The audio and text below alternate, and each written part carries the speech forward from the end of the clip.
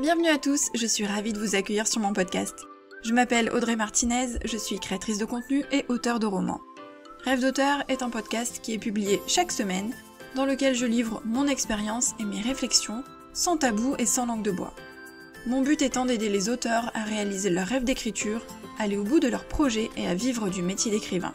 Vous pourrez retrouver de nombreux conseils d'écriture, d'auto-édition ou encore de promotion sur ma chaîne YouTube, sur le site rêvedauteur.fr ou encore sur mes réseaux sociaux et notamment Instagram. N'hésitez pas à vous abonner au podcast, à laisser un petit avis 5 étoiles pour me permettre de faire connaître mon contenu et d'aider un maximum d'auteurs. C'est parti pour l'épisode, bonne écoute! Bonjour à tous, j'espère que vous allez bien, je suis très contente de vous retrouver pour un nouvel épisode et aujourd'hui on va parler projet, objectif, succès. La question à laquelle on va répondre c'est qu'est-ce que tu veux? En gros c'est quelle est votre définition du succès? Qu'est-ce que vous attendez? Je vous l'avais déjà dit, l'une des questions essentielles c'est pourquoi? Pourquoi est-ce que tu écris? Pourquoi est-ce que tu écris cette histoire? Pourquoi est-ce que tu veux écrire un roman? Pourquoi est-ce que tu veux devenir auteur? Pourquoi est-ce que tu veux publier un roman? Le pourquoi il est important puisque c'est ce qui permet de garder sa motivation sur le long terme, de trouver de la motivation en soi, de se fixer des objectifs et d'avancer en fait sur le chemin, d'avancer dans sa carrière ou d'avancer dans ses projets. Et la seconde question c'est du coup qu'est-ce que tu veux? Quelle est ta définition du succès? À quel moment est-ce que vous vous dites c'est bon, j'ai atteint ce que je voulais, ou c'est bon, j'ai atteint mon objectif, ou je suis arrivée au bout de ce que j'avais prévu, ou j'ai franchi un palier, un cap. Mais il faut d'abord le déterminer, ce cap. Il faut d'abord déterminer ses objectifs pour savoir quand est-ce qu'on y est enfin arrivé et quand est-ce qu'on peut passer par exemple à un autre objectif ou quand est-ce qu'on a vraiment atteint le summum et où on peut passer à un autre projet parce qu'on se dit là c'est bon, j'ai atteint le final, je suis là où je voulais être. Et en fait, en fonction des personnes, ça ne va pas être la même définition, ça va pas être le même objectif. En gros, il y a plein d'écrivains qui sont insatisfaits parce que ils ne savent pas vraiment ce qu'ils attendent. Ils n'ont pas d'objectif, de projet, d'envie, d'intention claire, et ils sont incapables de dire quand ils les ont atteints ou non, et ils sont incapables de se satisfaire de ce qu'ils ont déjà fait, des étapes qu'ils ont déjà franchies, parce qu'ils ne savent pas où ils vont. Et c'est toujours important de savoir où on va, d'avoir un but, d'avoir une direction. Et c'est là où on rejoint le pourquoi et le succès, les deux questions. Parce que il faut se demander pourquoi est-ce que vous écrivez? Pourquoi est-ce que vous voulez que votre livre soit publié? Ça va vous aider à chercher les raisons profondes pour lesquelles vous écrivez, parce que tous les auteurs n'ont pas la même raison. Et ces raisons vont vous aider à identifier où vous en êtes sur votre parcours, vont vous aider à célébrer les réussites et ce que vous avez déjà du coup réussi, les étapes que vous avez franchies, et vont vous aider à voir ce que vous avez déjà accompli et où vous en êtes sur votre chemin pour aller vers le succès. Et attention, quand on dit succès, c'est pas négatif, parce que souvent on se dit le succès c'est négatif, lui il veut juste gagner de l'argent, lui il veut être célèbre, pourquoi pas, hein. D'ailleurs on a le droit d'avoir envie d'être célèbre ou de gagner de l'argent, c'est pas, je veux dire chacun fait ce qu'il veut, mais c'est pas négatif, on peut avoir envie d'avoir du succès, mais le succès est très relatif en fonction des personnes. Il y a des personnes qui vont se satisfaire de, je sais pas moi, d'avoir vendu 1000 livres de leur roman, d'autres vont viser les 10 000. Certains vont viser le top 100 de leur catégorie, d'autres vont viser le top 100 Amazon général, enfin, voilà, le succès est très très très subjectif et très relatif puisqu'il dépend vraiment des personnes. Donc déjà, il faut définir son succès. Est-ce que vous avez des objectifs, des buts pour ce livre ou des buts pour votre carrière entière? Et vous pouvez totalement avoir les deux, bien évidemment. Comment est-ce que vous allez mesurer ce succès? Quelles sont les étapes pour y arriver? Quels sont les paliers à franchir? Et une fois que vous aurez atteint ces paliers, qu'est-ce que vous allez faire? Est-ce que vous allez aller plus loin? Est-ce que vous allez faire d'autres choses en lien avec ce palier-là, ces objectifs-là? Est-ce que vous allez changer totalement de projet? Ou est-ce que vous allez voir encore plus grand? Imaginons, vous visez les 20 000 exemplaires, peut-être qu'au bout de 20 000, vous allez viser 50 000, ou alors au bout de 20 000, vous allez viser les adaptations cinématographiques, ou alors vous allez décider de faire des livres audio, ou alors de traduire vos romans, voilà, il peut y avoir plein d'objectifs différents. Par exemple, dans les succès, les buts, les objectifs que vous fixez, ça peut être donc des paliers chiffrés, vendre tant de romans, atteindre telle position dans le classement, dans tel classement, dans tous les classements, rester tant de temps dans le top 100, soit de sa catégorie, soit le général, atteindre tant de pages lues, bref, vous pouvez avoir des objectifs chiffrés, et même en termes de redevances, donc de salaire, évidemment.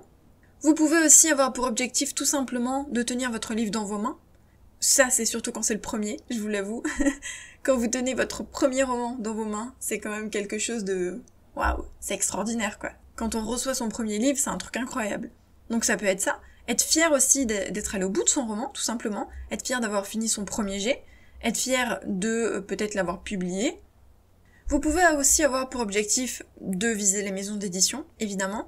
Et là, ça peut varier. Ça peut être plusieurs maisons d'édition ou une en particulier. Vous pouvez avoir pour objectif aussi de participer à des concours, et peut-être qu'il y a un concours en particulier que vous visez et qui vous tient à cœur. Vous pouvez avoir pour objectif de chercher un agent, et donc de dégoter un agent. Votre objectif peut être aussi d'atterrir sur les étagères des librairies, des magasins, des points de vente en fait, dans lesquels on trouve des livres. Votre objectif peut être aussi plus psychologique entre guillemets, c'est-à-dire avoir un impact sur vos lecteurs, transmettre un message, transmettre des valeurs, vous impliquer dans une cause particulière. Par exemple, dans mon 5e roman, je parle de la mucoviscidose et du don d'organes, c'était des thèmes qui me tenaient vraiment à cœur. Dans mon premier roman, je parlais des violences conjugales, ça aussi c'est un thème qui me tient à cœur. Donc ça peut être important pour vous d'avoir envie de transmettre un message, des valeurs, ou de parler d'associations aussi en particulier. Je sais que moi, dans certains de mes romans, quand la cause s'y prête, je cite à la fin les associations qui se battent pour cette cause-là. Donc ça peut être un objectif aussi pour vous. Vous pouvez viser des prix littéraires. Vous êtes en auto-édition, ça va être compliqué, qu'on se l'avoue. Même s'il y en a qui acceptent les auteurs indépendants, c'est plus difficile. Mais imaginons, vous souhaitez être édité et gagner un prix littéraire, ça peut faire partie aussi d'une espèce de combo gagnant. Votre objectif peut être de vouloir devenir auteur à temps plein. C'est-à-dire pouvoir quitter votre job, avoir des redevances suffisantes pour pouvoir tout lâcher et devenir auteur. Ou alors avoir suffisamment de crédibilité par exemple pour devenir formateur, ou coach, ou aider d'autres auteurs. Vous pouvez avoir envie d'écrire des guides aussi, pour aider d'autres auteurs, ou dans d'autres domaines, tout dépend aussi de votre domaine de prédilection. Donc vous voyez, c'est juste un panel d'exemples. Certains de ces exemples sont tirés du livre Le Mindset de l'auteur qui réussit de Johanna Penn, dont je vous ai déjà beaucoup parlé énormément, intensément, puisque j'achète quasiment tous ces guides pratiques que je vous recommande vivement. Donc j'ai repris quelques-unes de ces idées. Vous voyez le succès, les objectifs, parce qu'il y a plusieurs termes finalement, les objectifs, les buts, on en a plein. On peut en avoir plein. Et vous pouvez en avoir plusieurs.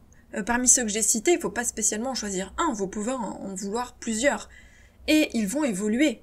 D'une part, ils vont évoluer parce que vous allez en réaliser certains. Imaginons, vous visez les 1000 ventes, quand vous êtes à 1100, c'est bon, vous avez dépassé le palier, vous faites un autre objectif.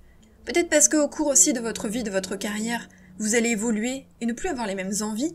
Imaginons, au début, vous visiez absolument les maisons d'édition ou alors un prix littéraire. Finalement, vous avez fini par abandonner ou changer d'idée ou être déçu et donc tourner la page. Vous allez peut-être avoir d'autres buts, d'autres objectifs. C'est possible aussi. Donc, vos souhaits, vos envies, vos intentions, vos objectifs, vos buts vont évoluer au fil du temps. C'est normal. Certains vont se réaliser, d'autres non. Certains vont vous prendre des années, alors que d'autres peuvent vous prendre seulement quelques mois, par exemple. Ça dépend vraiment des objectifs. Vous allez avoir des objectifs finaux et des objectifs intermédiaires, on va dire des paliers, qui vont vous mener peut-être à ce grand objectif final. Mais c'est important d'en avoir. C'est important parce que ça va vous aiguiller dans vos choix, dans vos décisions.